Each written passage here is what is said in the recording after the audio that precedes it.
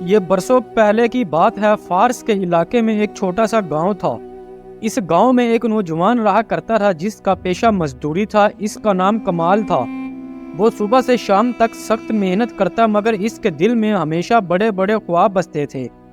جب وہ اپنے مضبوط ہاتھوں سے وزنی سامان اٹھاتا تو اسے یوں محسوس ہوتا جیسے دنیا کا سارا بوجھ اسی کے کاندھوں پر ڈال دیا گیا ہے۔ وہ عام مزدور تو تھا مگر ایماندار، محنتی اور ذہین بھی تھا۔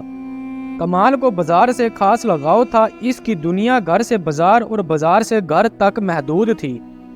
وہ اکثر امیر تاجروں کے قافلے دیکھتا اور دل میں سوال اٹھاتا کہ آخر وہ بھی کامیاب کیوں نہیں ہو سکتا۔ اس کی غربت اس کے خوابوں کے درمیان کھڑی تھی، مگر دل پھر بھی ہار نہیں مانتا تھا۔ ایک دن وہ بازار کے ویران کونے میں موجود ایک پرانے فوارے کے پاس بیٹھا تھا کہ اچانک ایک بادشاہ کا قافلہ وہاں سے گزرا۔ جمال نے حیرت سے اور حسرت سے اس شان و شوکت کو دیکھا اور دل ہی دل میں کہا، میں کیوں نہیں؟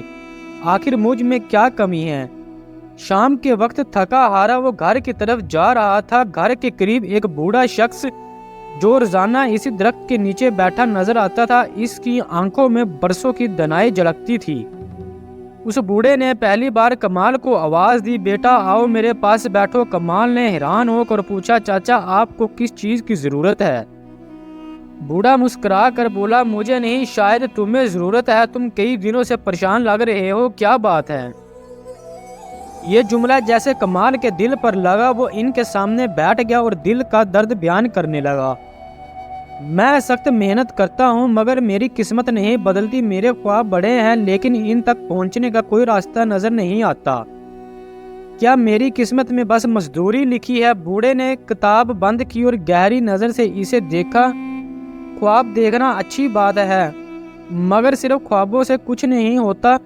محنت کافی نہیں، محنت کو صحیح سمت میں لگانا ضروری ہے۔ کل اسی درخت کے نیچے آنا، میں تمہیں ایک ایسا راز دوں گا جو تمہاری زندگی بدل دے گا۔ اگلی صبح کمال وقت سے پہلے درخت کے پاس پہنچ گیا۔ بوڑھا مسکرایا اور بولا، شاباش، وعدے پر قائم رہنا کامیابی کی پہلی سیڑھی ہے۔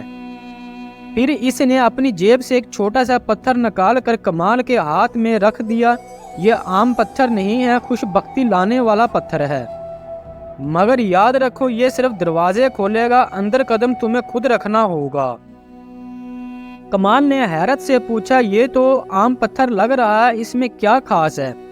بوڑھے نے نرمی سے کہا، مجھ پر بھروسہ کرو، نشانیوں کو پہچانو، اشاروں پر دھیان دو، موقع خود تم تک آئے گا۔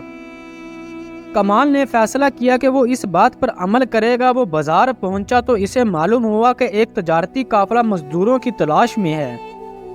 اس نے درخواست کی اور اسے فوراً قبول کر لیا گیا۔ لمبا سفر شروع ہوا۔ راستے میں وہ جگہ جگہ رکتا، ارد گرد کے ماحول کو دیکھتا اور خاص طور پر پتھروں پر بنی نشانیوں کو غور سے پرکھتا۔ کچھ ہی دنوں بعد وہ ایک بڑے شہر پہنچے۔ وہاں شہزادے نے اعلان کیا تھا کہ جس نے خزانے کی جگہ معلوم کی اسے انعام اور دربار میں مقام دیا جائے گا۔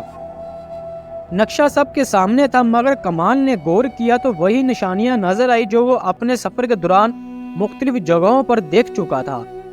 اس نے ہاتھ جیب میں رکھا، وہی پتھر تھا، یہی موقع ہے جس کا چاچا نے ذکر کیا تھا۔ وہ آگے بڑھا، شہزادے کو صحیح جگہ بتائی اور جب وہاں کھدائی ہوئی تو واقعی خزانہ برآمد ہوا۔ شہزادے نے خوش ہو کر اسے بڑا انعام دیا اور دربار میں ایک اہم عہدہ بھی دے دیا۔ یوں کمال ایک عام مزدور سے ایک معزز شخصیت بن گیا۔ کچھ عرصے کے بعد وہ اپنے گاؤں لوٹا اور سیدھا اس بوڑھے کے پاس گیا۔ اس نے سب کچھ بتایا اور پوچھا، چاچا یہ پتھر کہاں سے آیا تھا؟ کیا واقعی اس میں کوئی طاقت تھی؟ بوڑھا مسکرایا اور بولا، بیٹا یہ تو عام سا پتھر تھا، اصل کرامت اس میں نہیں بلکہ تمہارے یقین، ہمت اور موقع پہچاننے کی صلاحیت میں تھی۔ میں نے تمہیں صرف حوصلہ دیا تھا، کامیابی تمہاری اپنی تھی۔ یہ بات سن کر کمال خاموش ہو گیا مگر اس خاموشی میں اطمینان تھا۔ اب اسے سمجھ آ چکی تھی کہ قسمت دراصل محنت، صبر اور صحیح وقت پر صحیح فیصلہ کرنے کا دوسرا نام ہے۔ پوری کہانی سننے کے لیے آپ سب دوستوں کا بہت شکریہ۔ آپ کو یہ کہانی کیسی لگی پلیز کمنٹس میں اپنی رائے دیں۔